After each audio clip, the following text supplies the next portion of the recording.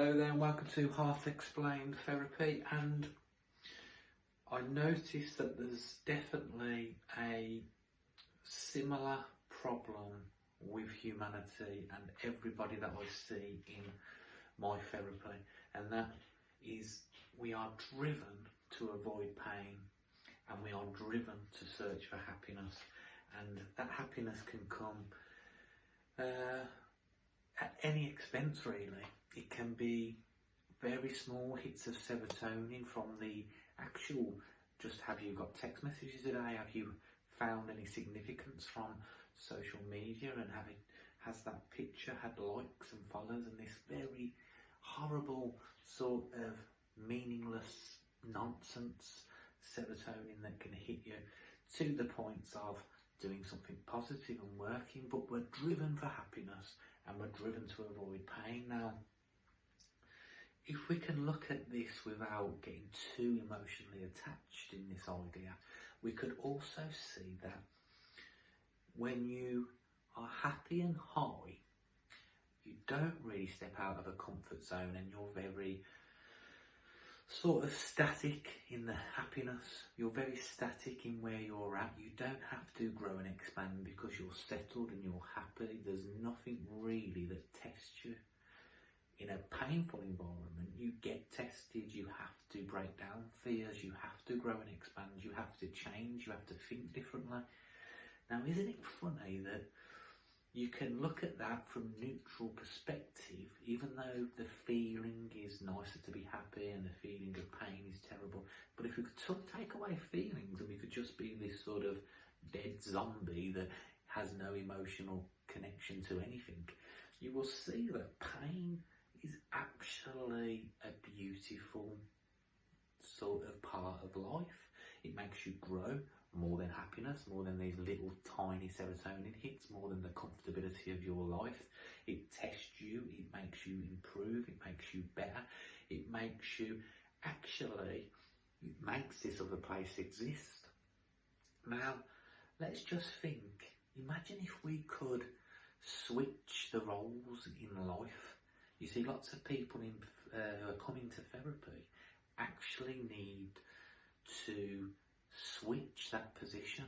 They need to step into pain to grow and improve and get rid of their problems, and it's not helped by their false sort of egoic happiness at the moment. So, do you see how we almost got the world the wrong way around? The perception of the world is actually the wrong way around. We have to step more into pain and actually view pain as the experience that we should be aiming for. And I don't mean burning your hand in the oven and seeing how long you can hold it in there, or, I'm talking about pain and suffering on an emotional level.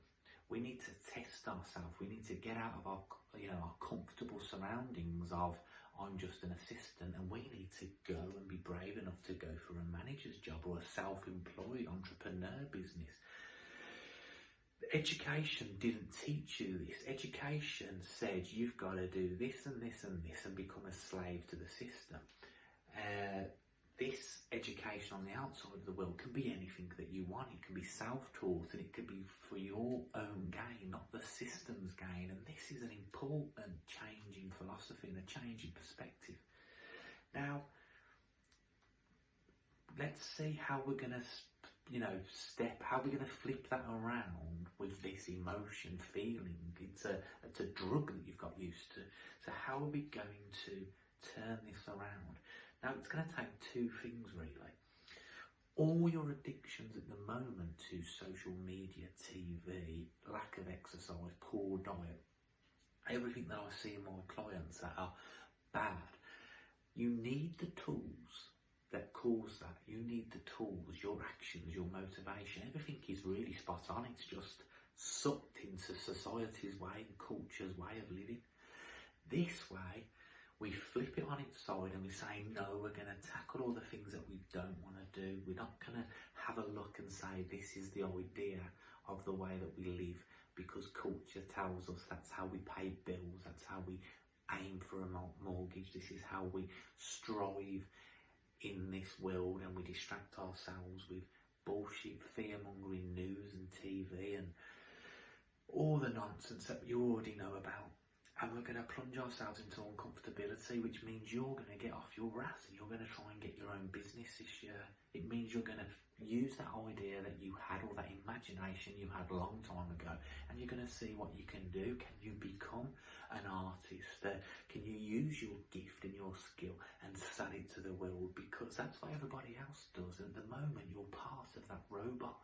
And even if you're not highly suffering because of that, all the link of the chain and the effects of the you in that system, there's some poor bugger there suffering, isn't there? Do you know what I mean? There's some poor bugger like your girlfriend or boyfriend who you come home to, and because you're not happy, really happy, you're unconsciously uncomfortable to be around, and you wouldn't even see this, but it will definitely be happening.